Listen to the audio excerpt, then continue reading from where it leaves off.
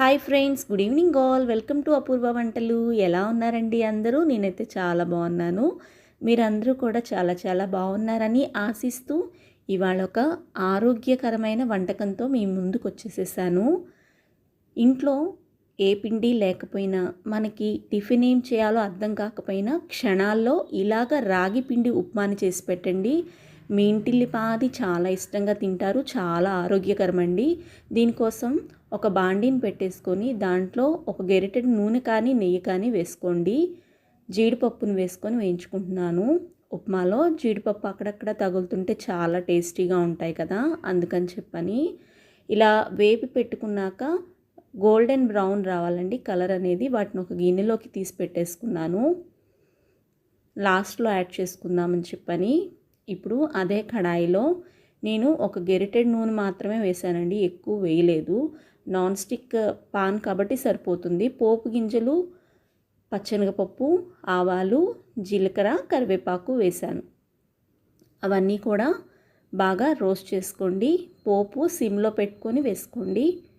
తర్వాత 2 ఉల్లిపాయల్ని సన్నగా పొడవుగా తరిగాను. 5-6 పచ్చిమిర్చి రౌండ్గా తరిగినవి, అలాగే చిన్న కప్పుతోటి బఠానీ.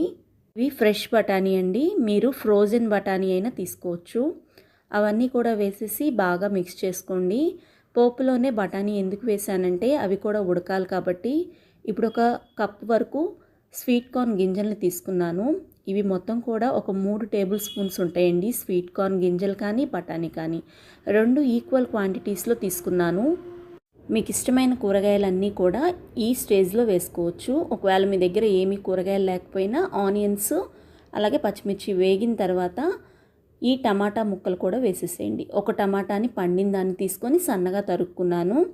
వేసినాక ఒకసారి బాగా మిక్స్ చేసుకోవాలి. టమాటాలోని మాయిశ్చర్ కొంచెం పోయే వరకు కుక్ చేసుకున్నాక ఒక పెద్ద క్యారెట్ని తీసుకొని తురుము పట్టి వేసుకున్నాను. క్యారెట్ తురుము వేసినాక ఎక్కువసేపు కుక్ చేయాల్సిన అవసరం లేదండి. మనము ఎసురు పోసి ఉప్మా తయారు చేసుకుంటాం కదా, ఆ ఎసురులోనే క్యారెట్ తురుము అనేది చక్కగా ఉడికిపోతుంది. ఇది కలర్ఫుల్గా ఉండటమే కాదు, క్యారెట్ వేయటం వల్ల మనకి ఏ విటమిన్ ఫుల్గా అందుతుందని క్యారెట్ వేశాను. ఇప్పుడు ఒక గ్లాస్ తోటి బొంబాయి రవ్వ, ఉప్మా రవ్వని వేసుకున్నాను.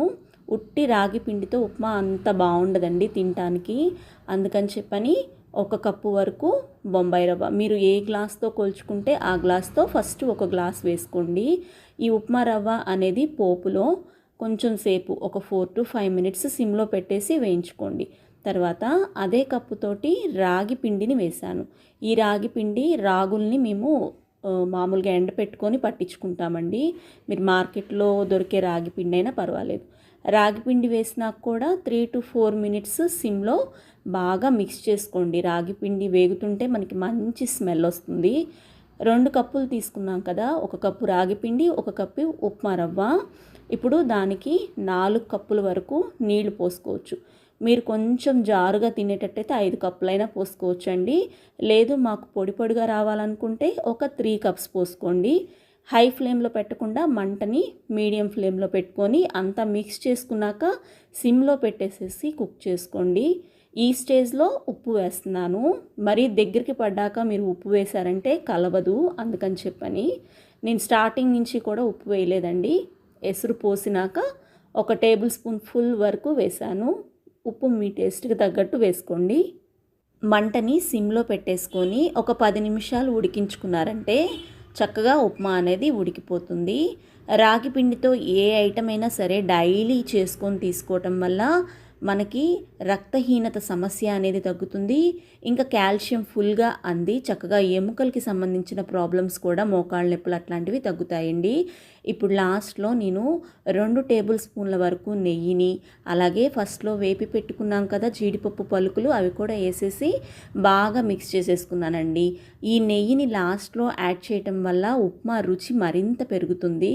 ఇంకా జీడిపప్పు పలుకులు అక్కడక్కడ తగులుతూ, కూరగాయ మక్కులు తగులుతూ చాలా టేస్టీగా ఉంటుందండి. అంతేనండి, నిమిషాల్లో రెడీ అయిపోయే ఆరోగ్యకరమైన మార్నింగ్ బ్రేక్ఫాస్ట్ రాగి పిండి ఉప్మా రెడీ. ఇదైతే మీ ఇంటిల్లిపాది చాలా ఇష్టంగా తింటారండి, అంత టేస్టీగా ఉంటుంది.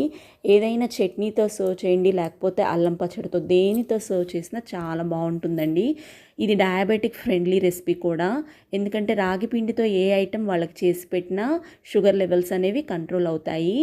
ఇలాంటి మంచి మంచి వంటకాల కోసం మన అపూర్వ వంటలు ఛానల్ని డెఫినెట్గా సబ్స్క్రైబ్ చేసుకొని బెల్ ఐకాన్ ఆల్ అని ప్రెస్ చేస్తే నేను పెట్టే ప్రతి నోటిఫికేషన్ మీకు వస్తుందండి. మీరు ఈ రెసిపీని ట్రై చేసి మీకు ఎలా వచ్చిందో నాకు డెఫినెట్గా కామెంట్ బాక్స్లో తెలియచేయండి.